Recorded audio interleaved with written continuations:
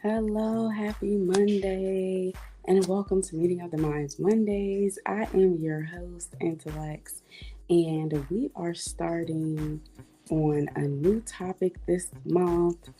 But before we get into what that topic is going to be, um, just a couple of announcements. Showcase Your Talent show is coming up. It's the last Sunday of this month.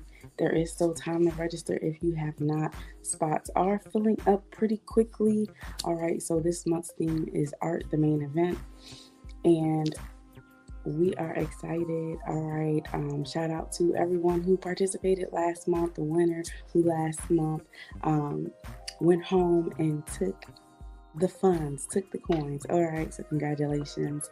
Um, we have a lot in store for you. All right, and so if you want to stay up to date on everything we have going on, go to our website, um, download our app, and connect with us. Subscribe to our email list and YouTube channel. We are free 99.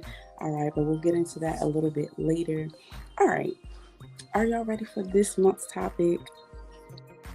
All right, and so this is a broad topic. This is something that we all should be working on. And the topic for this month is purpose work.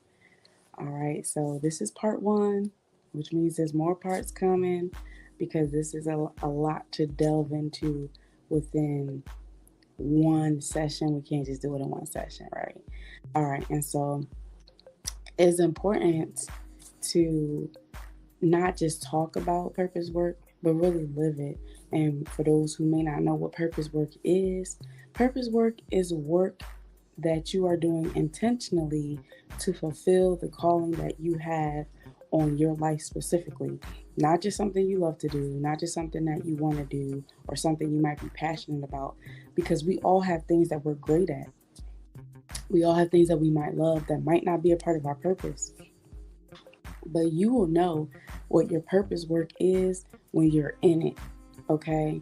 And so it is only right to get clarity and to get wisdom and advice from someone who is walking in their purpose work.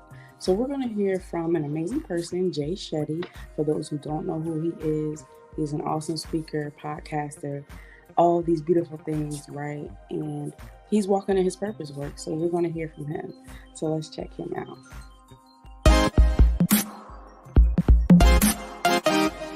I hope that you're really excited for a live interactive workshop where I'm going to take you through a series of exercises, a series of challenges, a series of interactive workshops where you can actually find out more about yourself. And today's theme is all about how you can find your passions and pursue them. Right? How do we understand what we're passionate about? How do we understand what we really connect with?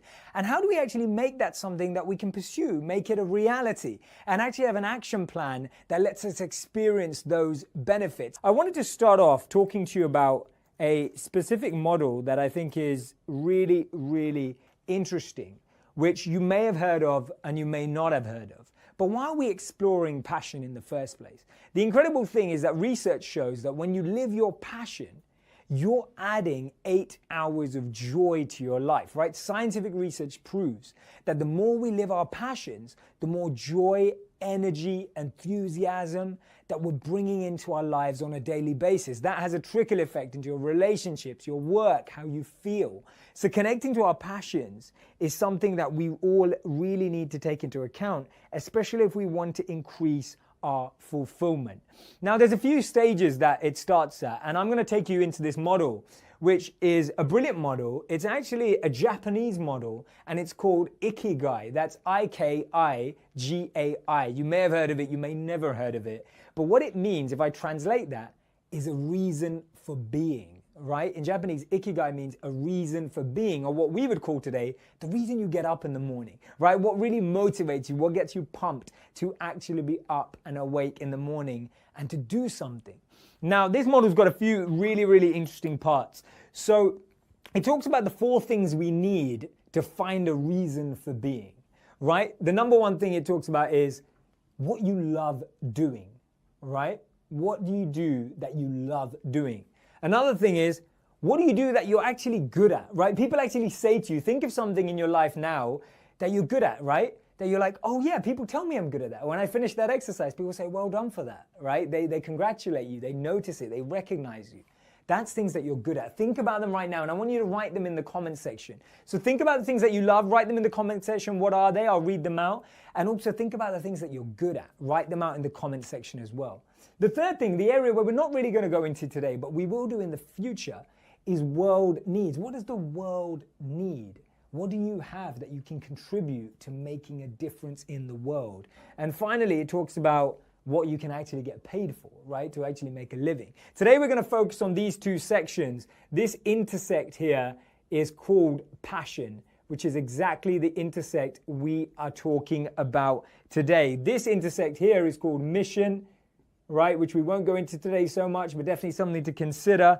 This intersect here is called your job, right? And this intersect here is called a vocation.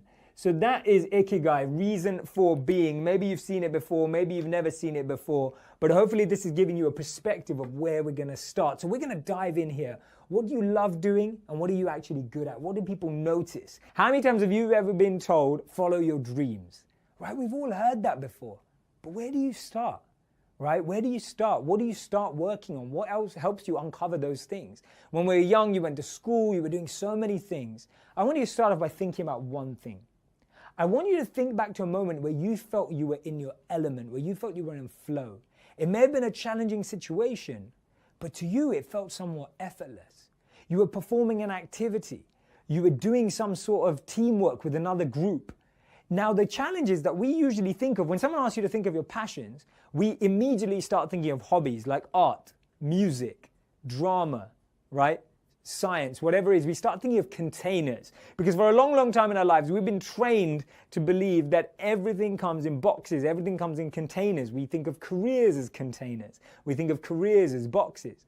But the incredible thing about finding your passion is that our passions are more like environments that we thrive in. Right? Our passions, or our natures as they're called in ancient traditions, is actually environments, a group of elements coming together that means someone can thrive. It may mean for you that you work better in teams. It may mean for you that you work better alone. Those are environments, environmental signals that you can find if you're just conscious and aware of when you're in flow, when you're excited, when you're making a difference, when you're making a change. That can be part of yours too. So let's start by looking at this model that I created a while ago. This is something that I came up that I think will be really, really useful today, and I hope that you connect with it as well. And what advice do you have for someone in her 60s and is starting a new chapter? And I'm so happy to hear that. The incredible thing about Ikigai and nature and finding your purpose, from when I lived as a monk in India, I was taught about this and we were thinking about these themes. There's no age limit. It never says that once you're this age, you can't have a new chapter. So first of all, it's phenomenal to hear that. I'm really happy to hear that. And my advice would be try and apply this model right now, because with your time, you can maximize the impact. So this is called what I call the quadrant of success, right? And it breaks down our core activities on a daily basis. And I want you to draw this quadrant on a piece of paper right in front of you right now and fill it out. So I want you to mark the first area of the quadrant, what you love and are good at, right? What do you do and you're good at it? Now, the best way to know this is ask friends for feedback. Your friends will tell you, oh, you're really good at that. You're really good at that. Oh, maybe that's something that I've noticed that you excel at. Another way of asking the question is go up to your friends and say, what difference do I make in your life? Like, why do you like having me as a friend? They may think you're weird at the start, but I promise you the answer will help you answer this question. Asking them, how do I make a difference in your life? Why do we connect? You know, what is it that I add to your life? What value am I adding? And your friends will be able to tell you. So what you love and what you're good at, that is your passion, right? So I want you to write a list of things. You may have one thing, you may have 10 things, you may have 5 things. It doesn't matter. Write them out. Don't worry about humility at this point. Write down things in the most honest way, things that you know you're good at and connect with. Jamie, what if you are good at many things? Awesome, Jamie. Write them down in this quadrant. It doesn't matter. That's absolutely fine. Arun, I don't know what passion is. I'm good at multiple things, but I'm not sure what to start to figure it out. That's absolutely brilliant. You're in the right place as well. So write this out, a long list of what you love and are good at, right? Passion. Now I want you to write down the second quadrant is what you don't love but are good at, right? And I'll give you some examples as well for me. And this thing is what I called paying bills, right? This stuff pays the bills, this stuff's your passion. So I'll give you an example. What I love and what I'm good at. I love reading and I love sharing what I'm learning. That's something that I love doing, and I hope that I'm somewhat okay at it. It's something that I enjoy. It's something that I like learning about. What I don't love but I'm good at is maths, right? I'm pretty good with numbers, but I really don't like numbers. I can do them, but I don't really like them, right? Think about the things in your life that you don't love but are good at. Normally, these are the things that we do to pay the bills. They're things that make money. There are jobs, there are professions, there are careers, right? Think about what they are, write them out, right? It's the things that you don't love. All right. So that was a lot to unpack, right? But we're just getting into the start of it. We got so much more. But what did y'all think about that? And I want you all to write in the comments what you believe your purpose work to be. And I would suggest to go back and listen to this a few times so that you can get it deep down within and learn what really going on, right? All right. And so just a couple of nuggets that he pointed out. But like I said, he's great at what he does. He's great at sharing what he knows. And so hearing it from someone who is to be considered successful at what he does in his purpose work is a great way to open up this segment in this series. All right, but he talked about how when you are walking and living your passion, you're adding 8 hours of joy to your life. How many of us need some joy? We want some joy in our lives. I know I do. Raise my hand, okay? We all need that extra joy, right? And connecting with your passions is something that we all should be doing. All right. He talked about ikigai, which is Japanese for your reason for being. Why you wake up in the morning, what pulls you, what motivates you, what is like in your heart that you can't get away from. That's what he talked about. All right. And then he focused on, what you love doing, what you're good at, what you can get paid for, and what the world needs. All right. And then within those little segments, how they intercross, passion intersects love and what you're good at. Your job is what you're good at and you get paid for. Your vocation is what the world needs and what you're good at. And then your mission is what you love as well as what the world needs. So every purpose is a problem solving solution to whatever that problem is, right? And part of your purpose is solving whatever problem needs to be solved for whatever area that you are perfecting, whatever area that you're meant to be in.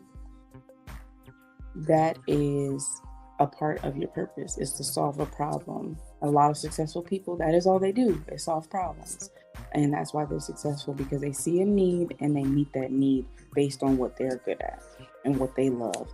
And so he talked about the quadrant of success, which focuses on what you're good at and what you love, what you're good at and what you don't love, what you love and what you're not good at, and then what you don't love and you're not good at.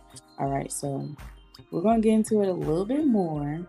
All right, so let's delve right back in. If anyone has any questions, don't hesitate to stop me. All right, and we're going to jump back in, okay? Okay, so before we jump back into what Jay Shetty is talking about, I just want to share just a little bit about what my purpose work is, which is to help you all to create the right, just some things I'm good at, technology, but I'll get into it a little bit later, but we're going to jump into this. But are good at. People know you're capable at them. How many of you ever get asked to organize weddings, organize parties, organize events? Now, if you love doing that, put it in this column. If you don't love doing that, put it in this column. If you're good at them, right? I hope this is making sense. I hope you're with me. Make sure you're doing this exercise as we go through.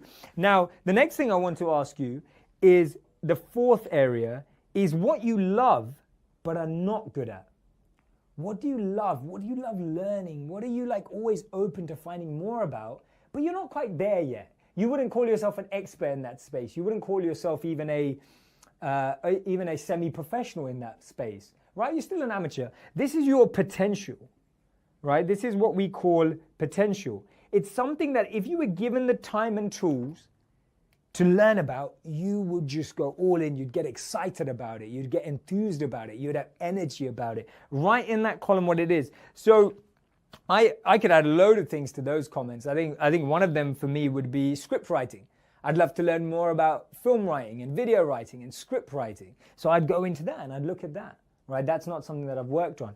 In the past, I've had things in this category that I now do. So this is your potential. What do you love but are not that good at yet? Yet being the key, but you love it. You have a passion for it. You want to learn about it.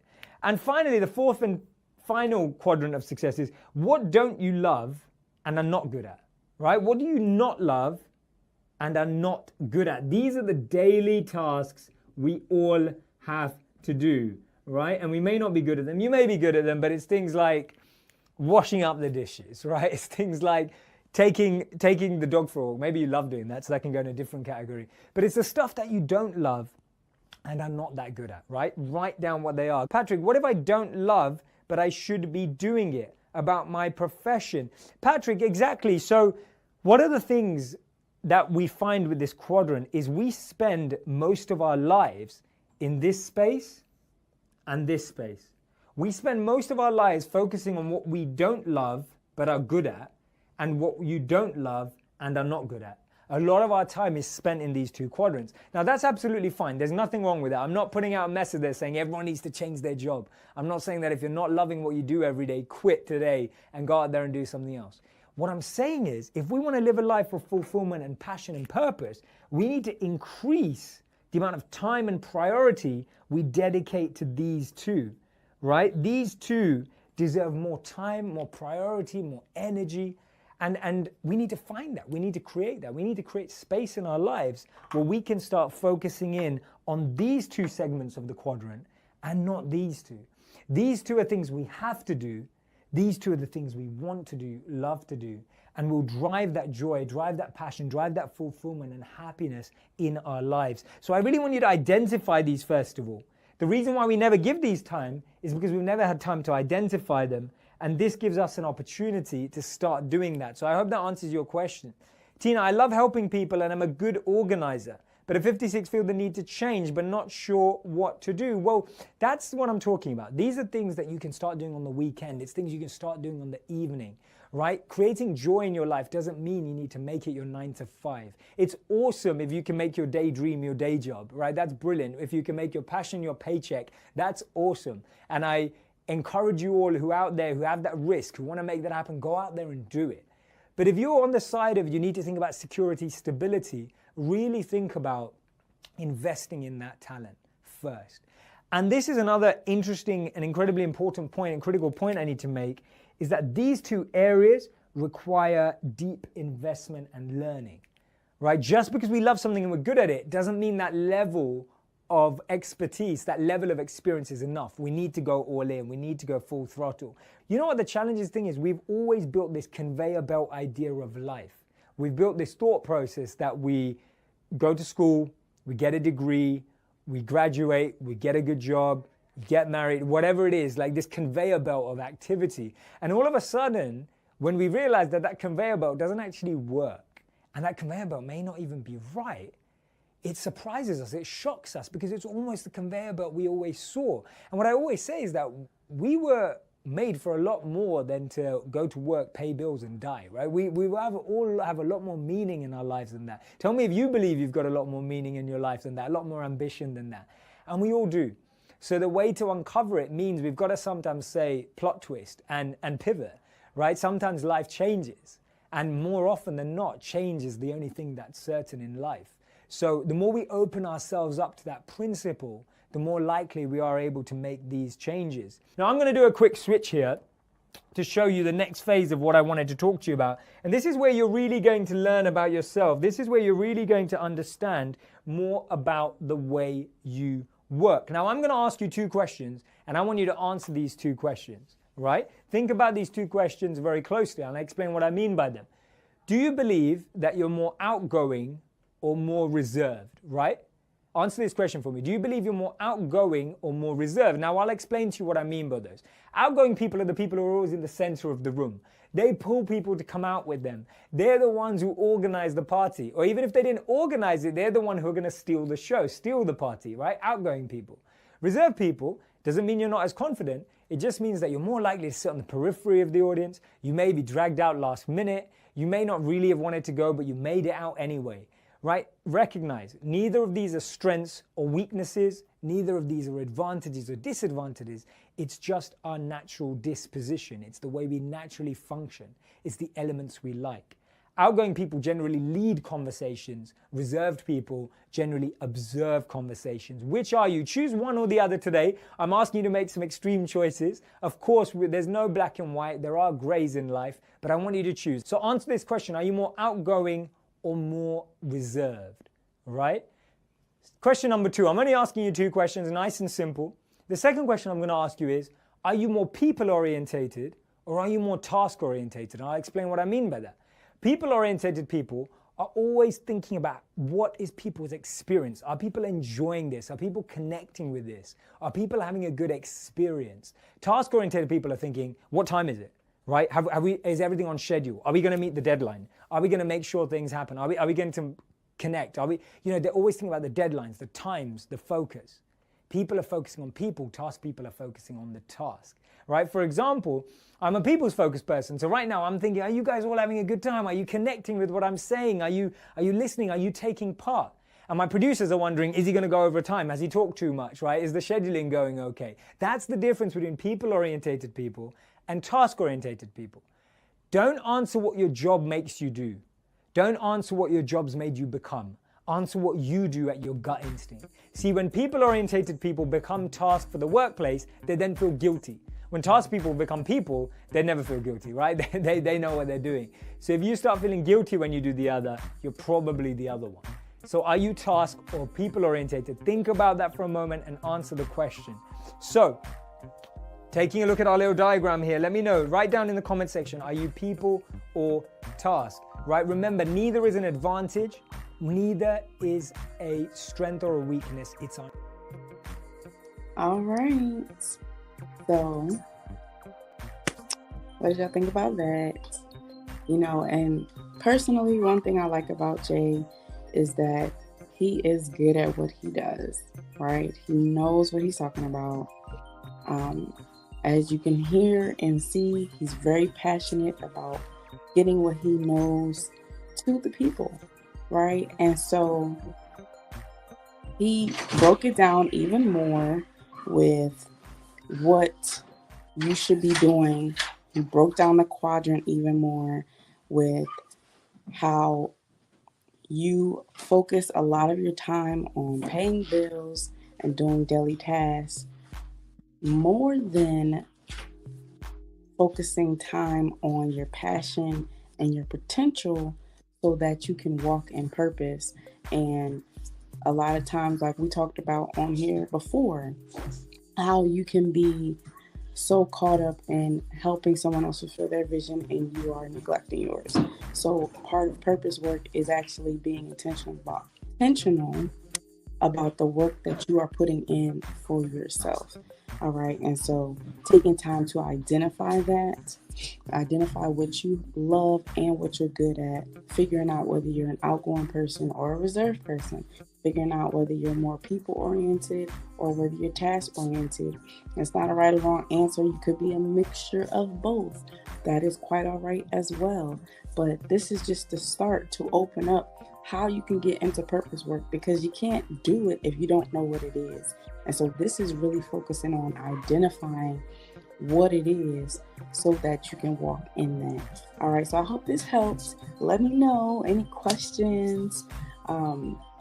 What's your purpose work? Do you think you have more than one thing that is a part of your purpose? There is no wrong answer once again. So just comment, share what you feel your purpose work is. All right. And so,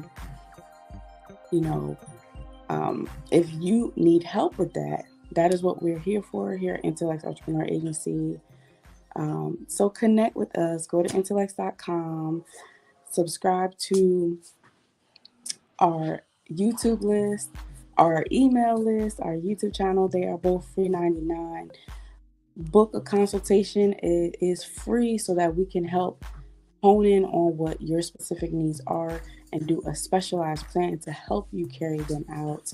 We also have an app, the Artrepreneur Hub, where it's on the Mighty Networks app. Download it, create an account, subscribe, and you can get all-inclusive perks to the app once you are a member of VIAP or a very important artistic person. If you are a subscriber, you get all-inclusive access to the app. All right, but we are here to help you. All right, so once again, this was part 1 of Purpose Work. Thank you so much for tuning in. Again, if you have any questions or concerns, or if you have any topics that you would like for us to discuss here, definitely connect with us so that we can add that onto our queue. If you'd like to host, that is also an option as well. All right, but until next time, I hope this helped, and we'll be back next month for another part of this topic, Purpose Work. All right, so until then, I hope you have an amazing day and an awesome rest of your week. Intellects here, and welcome to Intellects Artrepreneur Agency, the Indeed for Artists. If you want to be a part of the intellectual community, check us out. We have so much going on Mondays, Wednesdays, Fridays, and everywhere in between. And we even got our own app, okay? So make sure to check us out. Go to intellects.com. Go to our link tree. Look us up on social media at IntellectsATC so that we can best serve you. All right, we thank you so much for being a part of our vision. We appreciate you, and we wouldn't be here without all of our amazing subscribers and supporters. Don't forget to sign up for the talent show every month, and someone always leaves with a prize. And don't forget to take advantage of all of our special offers, our events, our merch, our resources, our referrals, because we are here to serve you, okay? And thank you for the love. Until next time.